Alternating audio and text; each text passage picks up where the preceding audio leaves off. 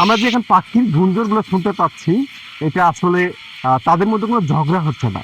তারা মূলত সারাদিন বিভিন্ন জায়গায় বিচরণ করে এসে তাদের মনের কথাগুলো পরস্পরের সাথে শেয়ার করছে।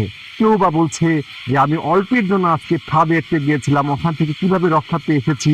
কেউ বা আবার তাদের খাদ্য আহরণের যে অভিজ্ঞতাগুলো শেয়ার করছে।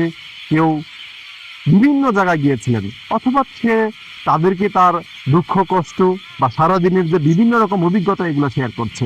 এটা হলো প্রাকৃতিক ভালোবাসা। ভারসাম্য রক্ষার জন্য এই পাখিগুলো আমাদের যে সৌন্দর্য বৃদ্ধি করেছে, এবং আমাদের প্রকৃতির ভারসাম্য রক্ষার জন্য এটি খুবই গুরুত্বপূর্ণ।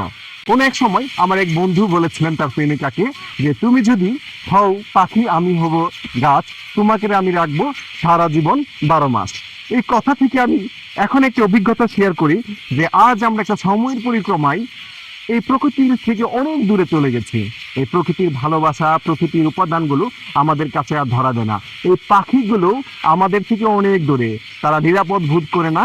বিভিন্ন সময় এই পাখিগুলোকে আমরা কি করছি, ফাঁদে ধরে ফেলছি, তাদেরকে মেরে ফেলছি।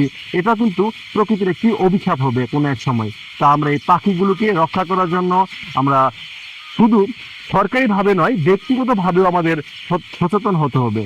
পাখিগুলোকে আমি অনেক বছর থেকে এখানে দেখি, তারা নিরাপদ বোধ করে, এবং এখানে আমাদের সকাল সন্ধ্যা তাদের এই কলরবে মুগ্ধ করে থাকে আমাদের কর্ণ। তাই আমি সবাইকে অনুরোধ করব, পাখিকে রক্ষা করার জন্য আমাদের নিজ নিজ জায়গা থেকে কাজ করতে হবে।